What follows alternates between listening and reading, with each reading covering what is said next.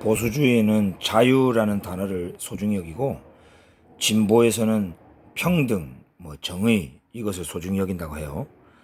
자, 평강의 왕이었던 솔로몬은 소셜리즘, 사회주의 정치 이념을 어떻게 생각하겠는가? 전도서 8장 말씀에 나와 있죠. 내가 이 모든 것을 보고 해 아래에서 행하는 모든 일을 마음에 두고 살핀즉 사람이 사람을 주장하여 해롭게 하는 때가 있도다. 소셜리즘은 사람을 좀 주장하고 컨트롤 해야 된다고 생각합니다. 그냥 자유롭게 맡겨두면 안 된다는 거죠.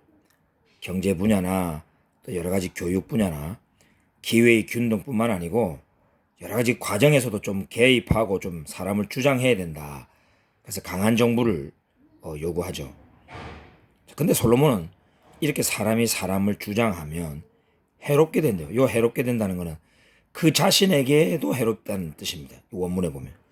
그래서 사회주의 진영에 많은 좌파 운동을 했던 사람들이 스스로 우울해지고 스스로 현실이 바뀌지 않는 모습을 보고 좌절하고, 그 결말이 참 안 좋은 사람이 많잖아요.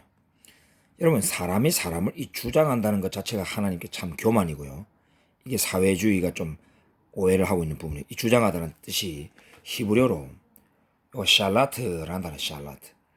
여러분, 이 단어가 이 전도서에서도 몇 번 쓰였는데요. 이 전도서 2장 19절에 보면 그 사람이 지혜자일지 우매자일지 누가 알려나마는 내가 해 아래에서 내 지혜를 다하여 수고한 모든 결과를 그가 다 관리하니. 즉 솔로몬이 얻어낸 많은 지혜와 지식들을 다른 사람이 관리한다는 거예요. 이게 샬라트예요. 그러니까 어떤 사람을 주장한다는 것은 마치 정보를 다루듯이 어떤 결과물을 관리하듯이 막 사람을 그렇게 관리하고 컨트롤한다는 거죠. 사회주의의 어떤 모습과 똑같죠. 또 전도서 5장 19절에 보면 또한 어떤 사람에게든지 하나님이 재물과 부요를 그에게 주사 능히 누리게 하시며 할 때 이 누리다라는 단어도 이게 샬라트예요. 그러니까 재물과 부를 막 샬라트 한다.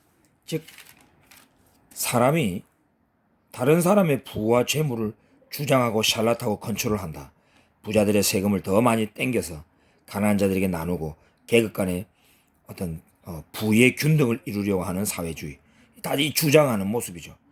여러분, 이렇게 하면 그 자신에게도 해를 끼치고 사회적으로도 이게 좋지 않다는 거죠.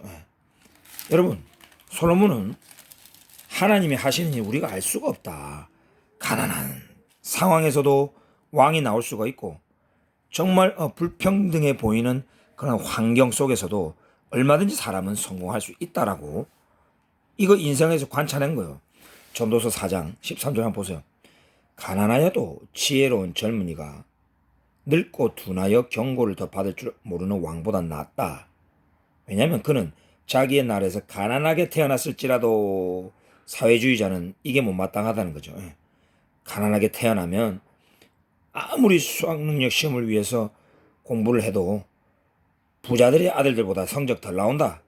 걔네들은 학원도 많이 가고 부모님의 부에 따라서 대학교 성적이 좌우된다. 물론 그럴 수도 있겠지만 다 그런 건 아니에요. 가난하게 태어났을지라도 감옥에서 나와 왕이 되었다. 요셉도 그랬죠. 다윗도 막내 목동 출신이지만 그죠? 왕이 되었잖아요. 사울도 지극히 작은 베냐민 지파이지만 이스라엘의 왕이 되었어요. 모세도 왕궁에서 살다가 바로 왕이 되면 되잖아요. 근데 하나님 오히려 저 미디안 광야 목동의 신분으로 낮춘 다음에 그를 올리세요. 하나님이 하시는 일이에요. 이것을 굳이 사회주의자들이 하나님이 하시는 일을 컨트롤하고 하나님이 아닌 사람이 사람을 주장한다. 이게 아니라는 거죠. 보세요. 내가 본즉 해 아래에서 다시는 인생들이 왕의 다음에 자리에 앉아 있다가 해 아래에서 다니는 인생들이 왕의 다음에 자리에 앉아 있다가 그 왕을 대신하여 일어난 젊은이. 이게 바로 그 가난하게 태어났지만 감옥에서 나와 왕이 되어인 이 젊은이.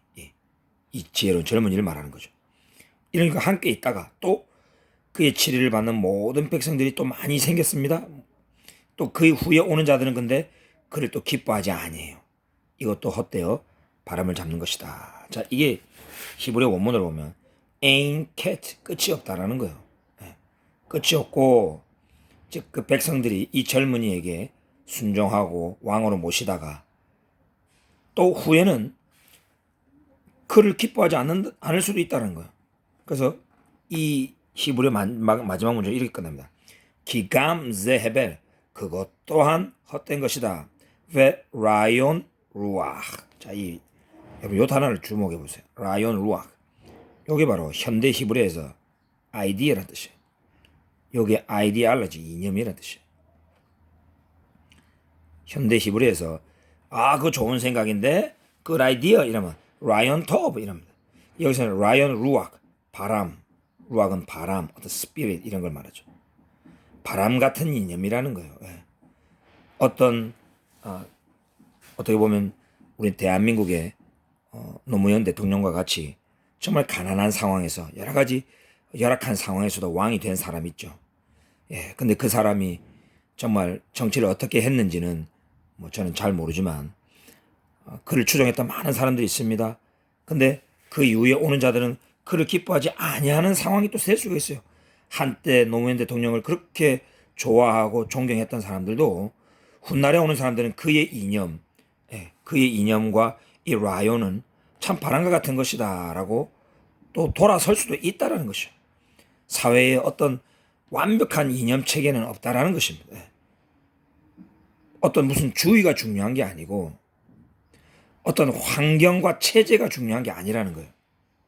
성경은 환경을 탓하지 말라고 말해요.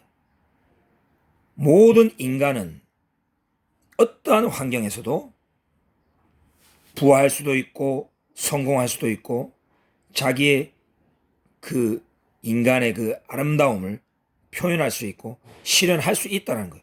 그런 자유의지를 하나님이 주셨고 하나님은 그런 자를 정말 성실히 행하고 하나님의 뜻대로 행하는 자를 하나님이 도우시고 낮은 자리에서 높은 자리로 일으키시는 하나님이다.